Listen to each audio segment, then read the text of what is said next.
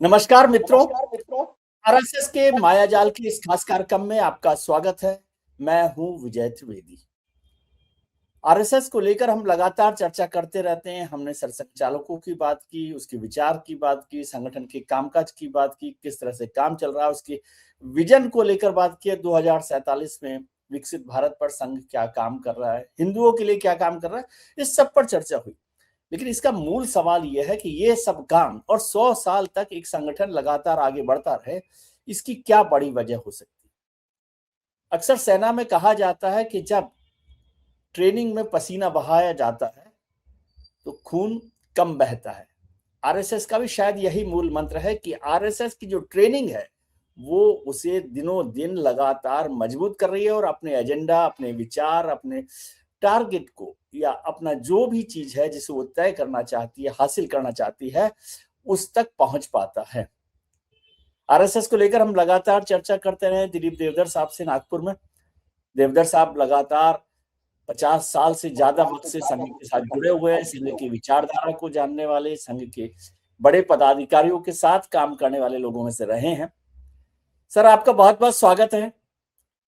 RSS के इस जो मायाजाल का कार्यक्रम है, हमारा खास कार्यक्रम है जिसमें आप लगातार हर हफ्ते संघ को लेकर जानकारी देते हैं। बहुत सारे लोग हैरान होते हैं कि 100 साल में तो इमारतें भी ढह जाती हैं, संगठनों की बात तो मुश्किल है, लेकिन ये संगठन तो कमाल कर रहा है कि वो लगातार बढ़ता जा रहा है।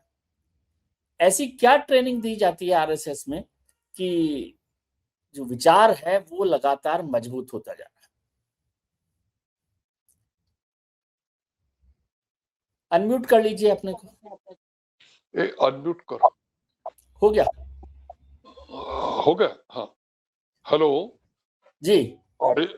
आरएसएस की एक स्पेशलिटी है जिसकी वजह से 100 साल में वो काम कर रहा है और आने वाले दिनों में भी करने वाला है। वो स्पेशलिटी ये है कि आरएसएस ऑर्गेनाइजेशन करके खड़ी की नहीं गई। सिविलाइजेशन का, समाज का, राष्ट्र का संगठन करके आरएसएस ने 100 साल में खुद को डेवलप किया हुआ है। यानी organisation of the civilisation and organisation in the civilisation में फर्क होता है। तो संघ का 100 साल का जो विकास क्रम है वो आरएसएस का नहीं है। 40,000 साल की इंडियन, हिंदू, भारतीय जो सभ्यता है, ये सभ्यता का पुनर्निर्माण का प्रयास है करके इसको ऑर्गेनाइजेशन करके देखने के बजाय सिविलाइजेशन प्रोसेस करके देखना चाहिए। अब आपने जो मायाजाल जो शब्द शुरू से यूज करके रखा है, माया यानी बदलने वाला, जाल यानी नेटवर्क।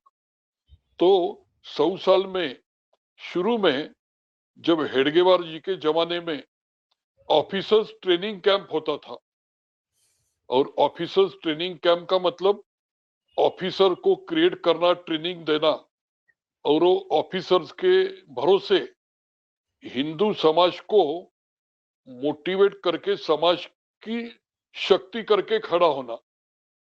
तो पहले ओटीसी अंग्रेजी नाम था, फिर बाद में इसका नाम संघ शिक्षा वर्ग हो गया। जी। तो संघ शिक्षा वर्ग के पहले अधिकारी शिक्षा वर्ग नाम था। तो अधिकारी शिक्षा वर्ग का एक्रोनिम अशिव था। तो अशिव शब्द की वजह से भारतीय भाषा में अशिव ये बुरा माना जाता है। तो अधिकारी का अ होने की वजह से अशिव हो गया। तो ध्यान में आ गया कि ऑफिसर्स ट्रेनिंग कैंप को अशिव बोलने के बजाय हम संघ शिक्षा वर्ग बोलेंगे। तो फिर इसका नाम संघ शिक्षा वर्ग नाम इसीलिए बदले कि नाम के साथ विचार भी बदले, ये ध्यान में रखिए। अब 1 साल से संघ शिक्षा वर्ग नाम भी खत्म हो गया। अब उन्होंने अलग ढंग का नॉमेनक्लेचर भी है और पूरा सिलेबस और वर्किंग बदल गया। अब 3 दिन का संघ प्रारंभिक वर्ग करता है जो भारत भर में होता है। तो जो संघ में आ जाता है तो 3 दिन में प्रारंभिक वर्ग में उसको संघ का एबीसी सिखाया जाता है। इसके बाद में 7 दिन का प्राथमिक वर्ग होता है, यानी प्राथमिक वर्ग में एबीसी के बाद की डेवलपमेंट उसको संघ सिखाता है। फिर 15 दिन का संघ शिक्षा वर्ग होता है, ये संघ का तीसरा कार्यक्रम है, ये 15 दिन का होता है। इसके बाद में अब जो नया है 20 दिन का कार्यकर्ता विकास वर्ग क्रमांक 1 शुरू हुआ, और ये होता है 20 दिन का। और इसके बाद में फाइनल जो होता है वो 25 दिन का कार्यकर्ता विकास वर्ग नंबर 2। तो ये नाम भी 100 साल में बदल गए। अब जो 2025 मार्च को ये आखिरी का जो वर्ग है ये पूरे दुनिया में सिर्फ नागपुर में होता है।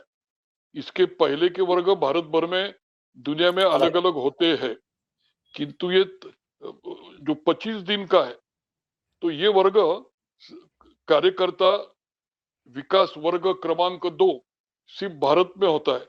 तो 2025 ये जो सेंटिनरी ईयर था, संघ ने पूरे सिलेबस को मॉडर्नाइज किया, बदल दिया।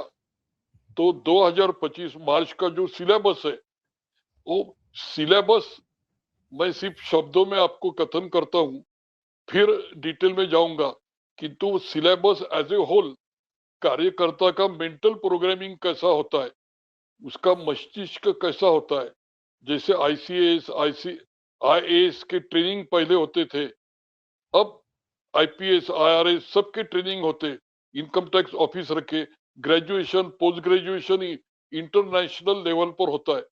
तो संघ का जो अभी 25 दिन का वर्ग हुआ, इसके 24 विषय की सूची में आपको एक टोटल होलिस्टिक पिक्चर मिलेगा। हिंदू समाज 40,000 साल से जो दूसरे लोगों को असिमिलेट कर रहा है, उसका आत्मसातीकरण कर रहा है, उसके ऊपर एक बहुत बड़ा इंपॉर्टेंट बौद्धिक होता है। ये बौद्धिक बड़ा इंपॉर्टेंट है, इसमें हर चीज डाइजेस्ट करने के फॉर्मूले सिखाए जाते हैं।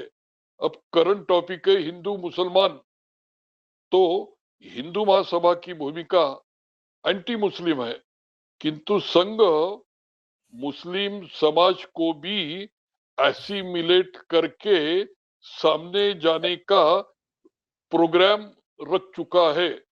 तो पहला जो उनका कार्यक्रम होता है, बौद्धिक बोल रहा हूं, वो एसिमिलेशन यानी सबको कैसा डाइजेस्ट करके ऑल इंक्लूसिव फिलोसफी सिखाई जाती है। फिर हिंदू समाज का सुवर्ण काल कौन सा था, इसकी जानकारी दी जाती है, यानी मोटिवेट करने के लिए हम कैसे महान थे यह बतलाया जाता है। तो एक लाइन में अगर इसको बोलना है तो 2000 साल का भारत का जो जीडीपी है, अब ओईसीडी ने या यूरोप के अमेरिका के विद्वानों ने दुनिया का 2000 साल का जीडीपी का रिकॉर्ड क्रिएट किया है। तो ग्लोबल जीडीपी का 2000 साल का रिकॉर्ड बतलाता है कि इंडिया का ग्लोबल जीडीपी कंट्रीब्यूशन 2000 साल में 40% था, यानी इंडिया नंबर 1 थी जीडीपी में। तो सुवर्ण काल बतलाया जाता है। फिर डॉक्टर हेडगेवार जी का जो अलग फॉर्मूला है, एक ध्यान में रखिए, संघ परिवार संघ नाम की संस्था पूरे दुनिया में कहां पे भी उपलब्ध नहीं है। यानी 100 साल पुरानी कम्युनिस्ट पार्टी, वो तो कम्युनिस्ट पार्टी, उनका स्टूडेंट फेडरेशन, उनका ट्रेड यूनियन, उनका फार्मर यूनियन, 3-4-5 ही ग्रुप थे, किंतु संघ परिवार में 100 मुखी संघ परिवार है। तो हेडगेवार जी का जो फॉर्मूला है संघ परिवार का, तो हेडगेवार जी सिखाए जाते। फिर हेडगेवार जी के बाद में गुरुजी गोलवलकर ने, जो संघ परिवार के जन्मदाता है, तो आज का जो 100 मुखी संघ परिवार है ये गुरुजी गोलवलकर की देन है, अद्वैत तत्वज्ञान का मैनिफेस्टेशन। मैं फिर से रिपीट कर रहा हूं, इसमें प्रोपोगंडा का पॉइंट नहीं है। आप संघ की पैरेलल ऑर्गेनाइजेशन दुनिया में कहां पे भी दिखाइए, ना भारत में दिखेगी, ना यूरोप अमेरिका में दिखेगी, ना चाइना में दिखेगी। तो मानवीय हर पहलुओं में काम करना, तो ये गुरुजी गोलवलकर का टेक्निक सिखाया जाता है। फिर संघ की जो प्रार्थना है, पहले 15 साल की प्रार्थना में आर्य भूमि था, आर्य धर्म था। 1940 के बाद की प्रार्थना में हिंदू राष्ट्र है, और भविष्य के प्रार्थना में वसुदैव कुटुंबकम आने वाला है। भारत के बाहर जितना हिंदू स्वयंसेवक संघ कार्य करता है, वह आरएसएस की प्रार्थना नहीं चलती। वह वसुदैव कुटुंब की, भारत माता नहीं, वह जगन माता की प्रार्थना होती है। तो प्रार्थना सिखाई जाती है। फिर संघ की प्रतिज्ञा बड़ी इंपॉर्टेंट है। संघ देश जब गुलाम था तब की प्रतिज्ञा अलग है, और स्वतंत्र भारत की संघ की प्रतिज्ञा भी अलग है, उसकी जानकारी दी जाती। फिर एक हिंदू समाज की एक स्पेशलिटी है, हमारे यहाँ पे एक युग धर्म होता है, एक शाश्वत धर्म होता है, और एक आपद धर्म होता है। एक युग धर्म और शाश्वत धर्म अलग होते हैं, यानी टाइम वाइज हिंदू समाज, भारतीय समाज बदलता है। तो शाश्वत जीवन मूल्य, संरक्षण, संवर्धन, फिर युगानुकूल प्रकटीकरण कैसा करना, यानी कंप्यूटर के जमाने में कंप्यूटराइज एक्टिविटी होगी। टाइपराइटर, लाउडस्पीकर के जमाने में टाइपराइटर और यानी टेक्नोलॉजी अलग थी। तो ये प्रकटीकरण सिखाया जाता है। फिर बाला साहब देवरस ने जो संघ में परिवर्तन किए, यानी 1973 ऑनवर्ड, तो बाला साहब देवरस जी का एक विशेषता सिखाई जाती है। अब आप पत्रकार है, और पत्रकारों की लेटेस्ट जानकारी में काफी इंटरेस्ट होता है। तो जेपी आंदोलन बाला साहब देवरस जी के प्रारंभ बिंदु है 73 ऑनवर्ड, और उनका आखिरी के स्पैन का राम जन्मभूमि है। तो नागपुर के दो सीनियर पत्रकार, एक तरुण भारत के घुमरी जी और दैनिक युग धर्म के मनोहर राव अंधारे, ये जेपी आंदोलन कवर करने के लिए बिहार में गए थे। वो आने के बाद में वो भयभीत थे। उन्होंने बाला साहब देवरस जी को रिपोर्टिंग किया कि बिहार का संघ खत्म हो चुका है, संघ के कार्यालय पब्लिक अड्डे अड्डे बने हुए हैं, संघ की शाखा एक जन मोर्चा में कन्वर्ट हुई है, कार्यालय में डिसिप्लिन नहीं है, कोई भी आता है कोई भी जाता है। तो ये जन आंदोलन में संघ बदल चुका है, तो हमको संघ की चिंता लगती है। तो बाला साहब देवरस हंसने लगे। उन्होंने बतलाया कि दक्ष आरंभ के लिए संघ हेडगेवार जी ने नहीं निकाला। अब जो जेपी आंदोलन देख के आ गए, और उसमें संघ के लोगों का, संघ कार्यालय का स्वरूप देख के आ गए, तो संघ खत्म नहीं हुआ। संघ का अब सामाजिक अवतार शुरू हुआ है। अवतार तो शुरू हो गया। तो बाला साहब देवरस जी के जो वैशिष्ट्य है, वो एक बौद्धिक में बतलाए जाते। फिर संघ की जो विकास यात्रा है, यानी हेडगेवार जी के जमाने में क्या हुआ, फिर परांजपे के जमाने में क्या हुआ, गुरुजी के जमाने में विकास, फिर देवरस जी, फिर रज्जू भैया, सुदर्शन जी, अब मोहन जी। मोहन। तो ये विकास यात्रा है 100 साल की। इसके ऊपर एनालिटिकल जानकारी दी जाती है। ये 2 दिन बौद्धिक चलता है। इसके बाद में संघ कार्य की प्रासंगिकता क्या है, एक ओपनली डिस्कशन होता है कि संघ का रिलेवेंस है या संघ कालबाह्य हो गया। जैसे कम्युनिस्ट फोर्सेस आज के दुनिया में इंफॉर्मेशन टेक्नोलॉजी में कालबाह्य हो गए, आउटडेटेड हो गए। कंप्यूटर के जमाने में टाइपराइटर का क्या क्या, एम्बेसडर कार का आज के स्पेसशिप के जमाने में क्या काम। तो संघ की जो प्रासंगिकता है वो क्या है, हमको युगन 21वीं शताब्दी में हमको क्या करना है, 20वीं शताब्दी में क्या हुआ, शिवाजी के काल में हमने क्या किया, राणा प्रताप जी के काल में क्या किया। तो अलग अलग हिंदू समाज की प्रासंगिकता सिखाई जाती है। फिर संघ का शाखा यह एक अजब रसायन है। 1 लाख शाखा 100 साल में डेवलप होगी और 1 घंटे के शाखा ने 100 साल का संघ परिवार खड़ा किया। ये संघ परिवार में से मोदी भागवत खड़े हुए। तो शाखा संघ का, यानी अगर हम अपने बॉडी के बारे में बोलेंगे तो ब्रेन और नर्वस सिस्टम जो है, तो शाखा भारतीय समाज की नर्वस सिस्टम है। तो शाखा समाज को कैसा परिवर्तित करती है ये जी सिखाया जाता है। फिर व्यवस्था परिवर्तन, यानी सिस्टम बदलना है, तो इसमें संघ की भूमिका क्या है। अब आर्टिफिशियल इंटेलिजेंस का जमाना आ गया, तो यह जो सिस्टम में जो परिवर्तन होता है, यह लेटेस्ट परिवर्तन भी बौद्धिक में सिखाया जाता है। यानी टाइपराइटर के जमाने में कंप्यूटर नहीं सिखाया गया, और आज कंप्यूटर के जमाने में टाइपराइटर। आर्टिफिशियल इंटेलिजेंस तक संघ के अभ्यासक्रम में आ चुका है। तो व्यवस्था परिवर्तन पर बौद्धिक होते हैं। और एक भारतीय लोगों का, आप स्ट्रांग पॉइंट बोलिए या वीक पॉइंट बोलिए, इनको विश्व राज्य निर्माण नहीं करने का, इनको विश्व गुरु होने का है। यानी भारत की जो आध्यात्मिक शक्ति है, इनको जी बुद्ध चाहिए, युद्ध नहीं चाहिए। तो भारतीय लोगों का वीकनेस बोलो, स्ट्रांग पॉइंट बोलो, उनको दुनिया को सुसंस्कृत करने में इंटरेस्ट है, दुनिया में राज करने पर इंटरेस्ट नहीं। तो विश्व गुरु की भारत की क्या कल्पना है, इसके बारे में उसका स्वरूप, उसकी क्षमता अभ्यास वर्ग होता है। फिर एक महत्व का होता है, काफी लोगों को, यानी जैसे अभी मोहन जी का जो कलकत्ता का भाषण हुआ, उन्होंने बतलाया कि आप भारतीय जनता पार्टी के चश्मे से संघ देखोगे तो आपको नहीं दिखेगा, आप सेवा कार्य से संघ दिखोगे तो संघ तो नहीं समझेगा। संघ को 100 पहलू है। तो ये अलग अलग पहलू होने की वजह से, और बीजेपी का मतलब गवर्नेंस तो आवश्यक है, सरकार समाज संघ का एकात्मीकरण होने में ही विकसित भारत होगा। किंतु संघ में सिखाया जाता है राज्य शक्ति, स्टेट शक्ति अलग है और जनशक्ति अलग है।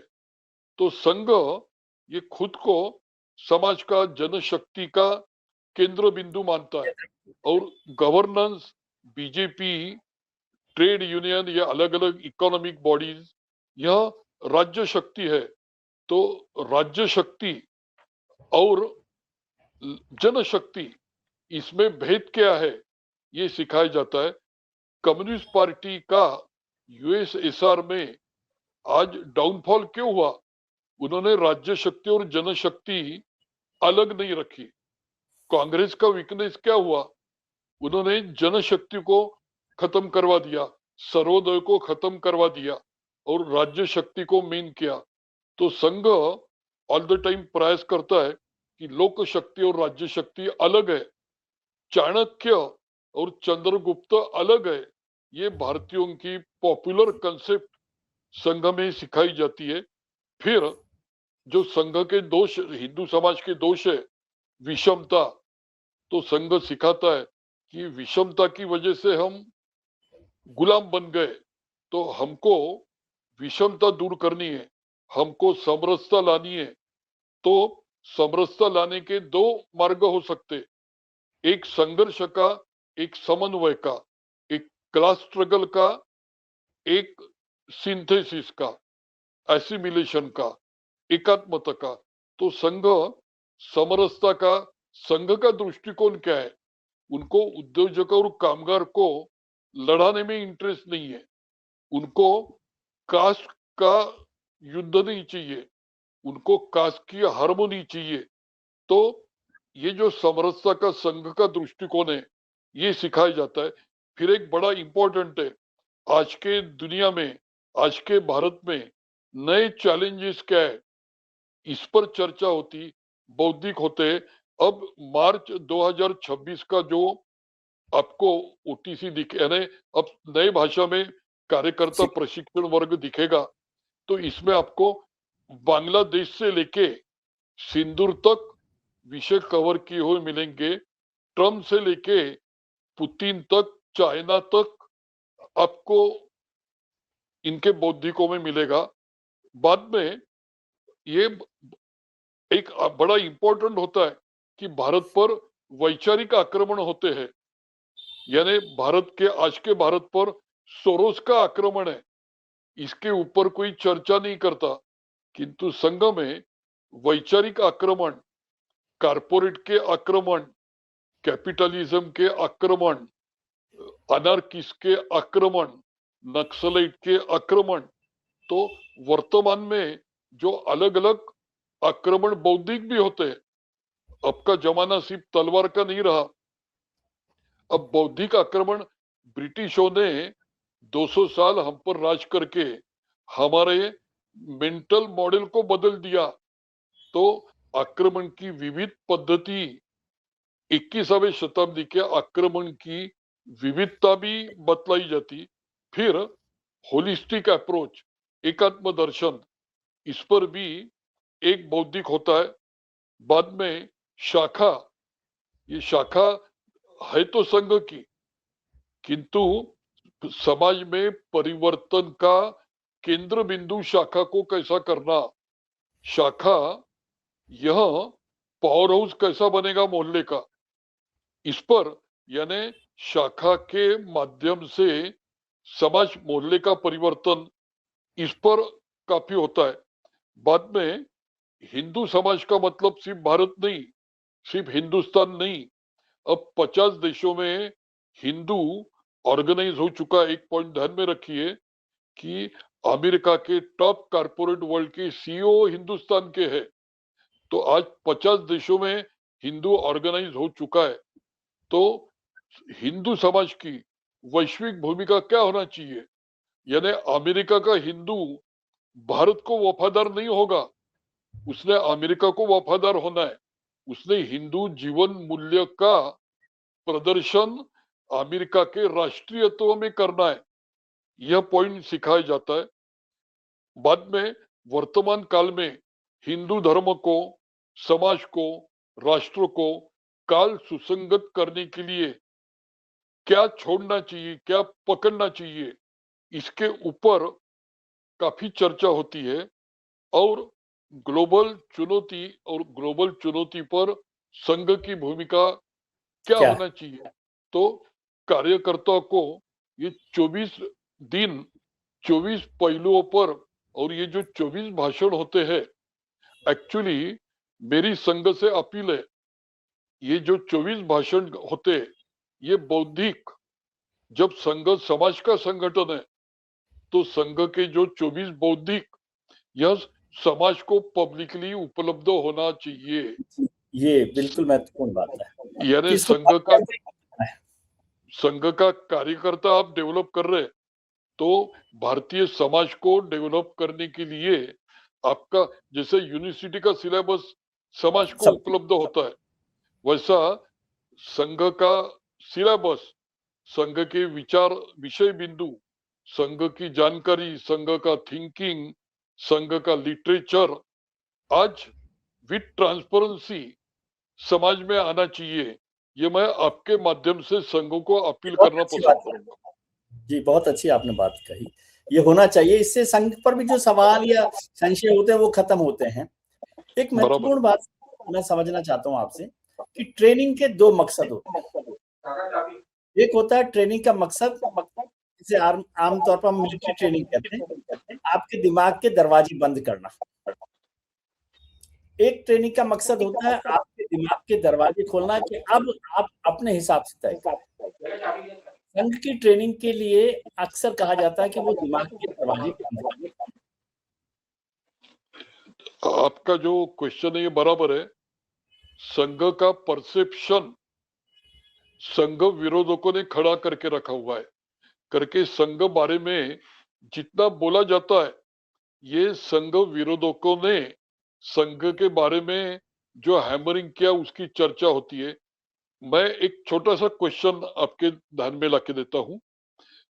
दत्तोपंत ठेंगड़ी जी ने भारतीय मजदूर संघ खड़ा किया, भारतीय मजदूर संघ 1992 में दुनिया की लार्जेस्ट ट्रेड यूनियन बन गई।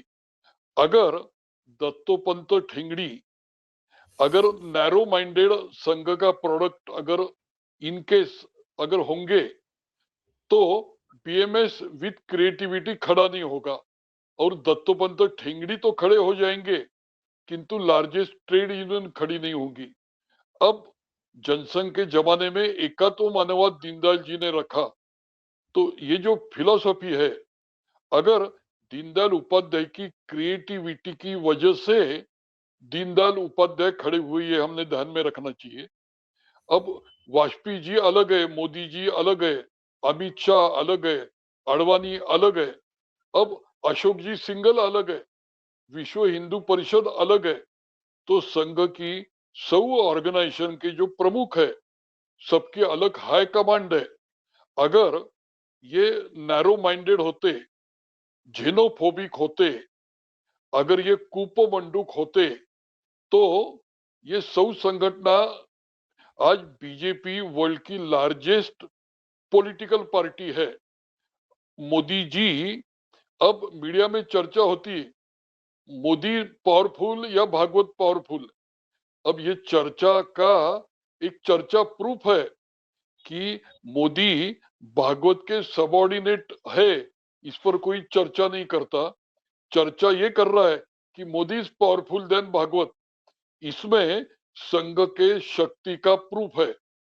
मोदी जी जी संघ से ही क्रिएट हुए। तो मेरा कहने का मतलब विद्यार्थी परिषद के नेता।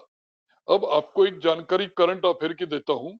सर कार्यवाह दत्तात्रेय होसबले जी, सरसंघ चालक मोहन जी भागवत, ये जब इनकी कमरे में मीटिंग होती तो कमरे के मीटिंग में भागवत जी ऑर्डर देते और दत्तात्रेय होसबले स्टेनोग्राफर नोट लिख के रहते। ऐसा नहीं होता।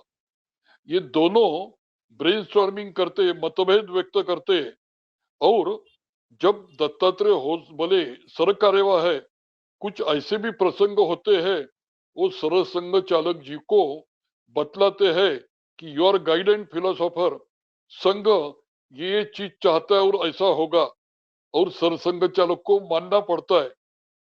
एक छोटा सा उदाहरण, 1956 में गुरुजी गोलवलकर जी का सत्कार करके काफी पैसा खड़ा करके संघ को कर्ज मुक्त होना था और गुरुजी परमिशन नहीं दे रहे थे। तो उस समय के एकनाथ जी रानडे और भैया जी दानी ने गुरुजी को बतलाया कि आप गाइड एंड फिलोसोफर हो, हम आपको ऑर्डर देते हैं कि हम आपका सत्कार करेंगे, क्योंकि आप डायरेक्ट डोनेशन लेने तैयार नहीं, हम सत्कार करके पैसे इकट्ठा करेंगे और संघ कार्य करेंगे। तो गुरुजी को मानना पड़ा। मेरा कहने का मतलब कि संघ में एक फैक्ट है, मतभेद होते हैं, झगड़ा होता है। बहुत यानी रज्जू भैया और नानाजी देशमुख, इनके बड़े झगड़े होते थे। अगर एखादा पत्रकार वो झगड़े सुनेगा तो दूसरे दिन न्यूज आइटम आ जाएगी कि रज्जू भैया और नानाजी देशमुख ये संघ को वर्टिकल डिवाइड करने वाले हैं। ये जरूर झगड़ा करते हैं, मतभेद व्यक्त करते हैं, मतभेद बड़े कड़क होते हैं, की कोई बात नहीं। किंतु अल्टीमेटली जब डिसीजन लिया जाता है तो दोनों ही इंप्लीमेंट करते हैं। तो ठीक है। संघ की ताकत क्रिएटिविटी में है, मल्टी डायमेंशनल थिंकिंग में है। इसमें ऊपर का ऑर्डर दे रहा, नीचे का ले रहा। एक ध्यान में रखिए, जब पेड ऑर्गेनाइजेशन होती है तो पैसा पगार ऑर्डर से काम होता है। संघ में सब स्वयं स्फूर्ति से काम करते हैं, करके रिमोट कंट्रोल से ऑर्डर से काम नहीं होता सब। किंतु एक सच्चाई है कि मतभेद होने के बावजूद जब वो चिंतन करते तो मल्टी डायमेंशनल होते। जब सामने कदम डालते हैं तो वो कदम इतना कड़क होता है कि सामने वाले को लगे कि ये पूरे डिक्टेटोरियल अप्रोच से काम कर रहे। किंतु चर्चा में विशालता, एक्शन में यूनिडायमेंशनल, ये इनकी स्पेशलिटी है। जी, आप इसको करेक्ट कर सकते हैं, गलत होती है कि संघ में अक्सर कहा जाता है, एक चीज कही जाती है कि सूचना है तो सोचना नहीं है, सूचना है तो सोचना नहीं। तो एक हमारे वरिष्ठ संघ के मतलब संघ को जानने वाले ने कहा कि संघ जो है वो कबूतर के ब्लॉक्स जैसा है, जिसमें से आप बैठ तो सकते हैं, उड़ भी सकते हैं, लेकिन उड़ के आपको वापस वहीं आना पड़ेगा। मैं इस पर यानी आपका बहुत इंपॉर्टेंट पॉइंट है। मैं आरएसएस के कॉन्स्टिट्यूशन के प्रियम्बल पर आपको ले जा रहा हूँ। आरएसएस के कॉन्स्टिट्यूशन के प्रियम्बल में लिखा हुआ है, हिंदू समाज में ऑर्गेनाइज डिसिप्लिन कारपोरेट लाइफ हमको खड़ी कर दी है। मैं शब्द प्रयोग कॉन्स्टिट्यूशन के बतला रहा हूं। Discipline organise corporate life in Hindu समाज, ये संघ की प्रियम्बल की भाषा है। तो दुनिया में सबसे बेस्ट ऑर्गेनाइजेशन कहाँ मानी जाती है? Corporate world, private sector, regulatory body. इनमें अब आप दुनिया के कोई भी माइक्रोसॉफ्ट का उदाहरण ले या कोई भी टॉप मोस्ट कंपनी का, गूगल का उदाहरण ले, वहां पे जब ब्रेनस्टॉर्मिंग होता है तो ब्रेनस्टॉर्मिंग में हर चीज, हर मुद्दे पर चर्चा होती है, किंतु डिसीजन लेने के बाद में यूनिफाइड एक्शन होती है। मैं आपको इसरो और नासा में अब 2 दिन में हमने इसरो की अचीवमेंट अभी सुनी, देखी है। तो नासा इसरो की स्पेशलिटी क्या है? उनमें सैकड़ों इंटेलेक्चुअल टेक्नोक्रेट काम करते हैं, उनके दिमाग अलग अलग दिशा में काम करते हैं, किंतु जब उनका रोड मैप फिक्स होता है, प्लानिंग फिक्स होता है, तो प्लानिंग के एक क्षण पहले तक वो ओपन सिस्टम है। किंतु एक टाइम स्पेसशिप का प्रोग्राम शुरू हो गया तो फिर वहां मतभेद को स्कोप नहीं है, फिर वहां ठीक है, एक फिक्स डायरेक्शन का। तो संघ में फैक्ट है कि प्रोग्राम जैसा संघ की सेंटेनरी चालू है, तो एक साल ब्रेनस्टॉर्मिंग चालू था, सेंटेनरी साल भर किस हिसाब से सेलिब्रेट करना। और एक टाइम उस समय हजारों मत लिए गए, किंतु एक टाइम रोड मैप तैयार हो गया। तो रोड मैप तैयार होने के बाद में फिर अगर कोई बोलेगा कि आप 4 जगह भाषण ले चुके, 3 जगह ले बंबई में करने वाले, तो 8 जगह करो। तो ये संघ में अगर कितना भी बड़ा आदमी बोलेगा नहीं होगा, ये एडवांस में प्लान करते हैं, उस समय ठीक है। पूरी छूट है। किंतु बाद में विथ रिजिडिटी ये प्लान इंप्लीमेंट होता है। किंतु एक पॉइंट ध्यान में रखो, ये ओपन सिस्टम होने की वजह से ये बदल भी करेंगे तो आपको ध्यान में नहीं आएगा, ये बदल भी करते हैं। सवाल और किंतु मैं छोटा-सा करना चाहता हूँ, हमारा प्रोग्राम किंतु के ये लिए किंतु मैच्योरिटी से इनके एग्जीक्यूटिव रोल खेला जाता है। ठीक है, हमारे पास समय कम है, समय बढ़ गया, लेकिन एक सवाल फिर भी मैं समझना चाहता हूँ क्योंकि मेरी आपके साथ ये लालच रहता है कि आप उन बातों को साफ-साफ करते हैं। आपने कहा, बहुत अच्छे से इस बात को समझा है। लेकिन 4 नाम मैं आपको लेता हूँ, बालाजी उद्धव, बाला साहब देवरस, एकनाथ रानाडे, नानाजी देशमुख। ये 4 नाम ऐसे हैं, जिन्होंने अलग सोचा, हमें ढूँढना पड़ा। तो आपके क्वेश्चन का मैं जवाब दे रहा हूं। जी, मैं आपको क्वेश्चन पूछ रहा हूं जवाब देने के बजाय। गुलाब, कमल, मोगरा, झेंडू, मैंने आपको 10 फूलों के नाम गिनवा दिए और आपको बतलाया कि इसका क्रम लगाओ। तो आप बोलेंगे फूल फूल होते हैं, ये फूल उत्कृष्ट ब्यूटीफुल नेचर का क्रिएशन है। तो आपने 4 नाम लिए, मैं 40 नाम लेके बतलाऊंगा कि यही तो संघ की शक्ति है।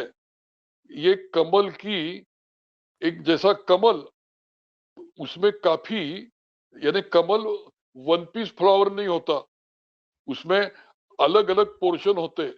तो ये जो लोग हैं, यानी सबका अलग अलग महत्व है, सब मिलके संघ है, ये चार में से एक को संघ नहीं बोला जाएगा।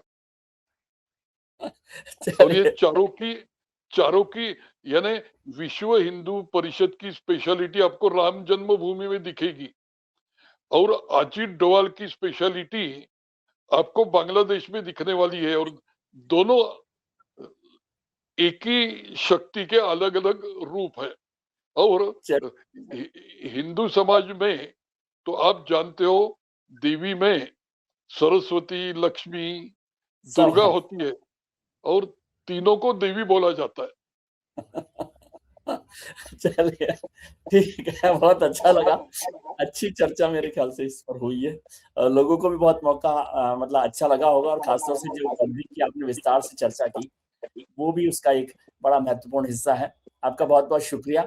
हम उम्मीद करते हैं कि आपका आने वाला कल आज से बेहतर हो। आप अपने मित्रों, परिजनों, रिश्तेदारों के साथ खुश रहिए, मस्त रहिए, व्यस्त रहिए, स्वस्थ रहिए, और आंखें खुली रखकर और दिमाग खोलकर सोचिए समझिए। देवदत्त जी यही समझाते हैं। प्रणाम।